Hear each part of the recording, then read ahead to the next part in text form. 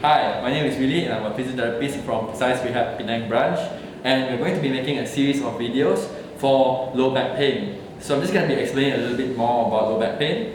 Basically, low back pain is something that people who are working from home now because of the MCO and healthcare professionals like us as well, we do have in common.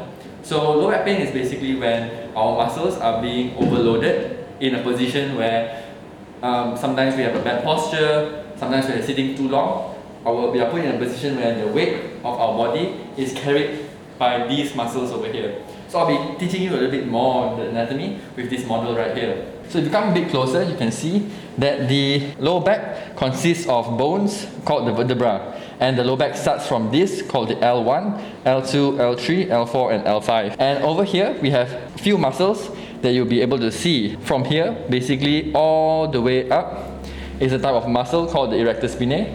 And we also have the quadratus lumborum muscle, which is actually a muscle from the pelvis all the way up to the last rib. These muscles are basically going to be used all the time when we are standing, when we are sitting down, when we are lifting objects from the ground, every time when we are moving, because our muscles are basically carrying our entire body. They are used very often, and you can imagine what a low back pain would do to our daily activities. Alright, so we'll be proceeding with the stretching exercises to relieve that back pain. So we're going to be prescribing the quadratus lumborum stretch. So what I'll have you do is, you're just going to place your arms here about an elbow distance, and then you're going to be using your other arm to reach out all the way to that wall over here. And then we're going to use your left leg to try and put yourself right behind here. Try to imagine you're trying to stretch this. It's going to be a U shape right over here. And I want you to imagine to move and drive that hip outward. So you can see you're going to feel a good stretch right over here. We're going to have you hold for 15 seconds and 3 times. Alright, so this will be the cat and camel stretch. So how we're going to do it is we're going to get on all fours here. And we're going to be ensuring that our wrists are below our shoulders and our knees are below our hips. Alright, we're going to keep a good straight back position. And make sure your chin is tucked in. It's a little bit good. And how we're going to do this is we're going to imagine ourselves at the cat first. So we're going to have your back arch all the way. And you're going to feel that good stretch. You're going to hold it for 15 seconds. Okay? And then we're going to proceed with the camel. And the camel has a hump, so we're going to have the back rounded all the way. And you're going to feel that stretch there. Hold it for 15 seconds. Alright? And back.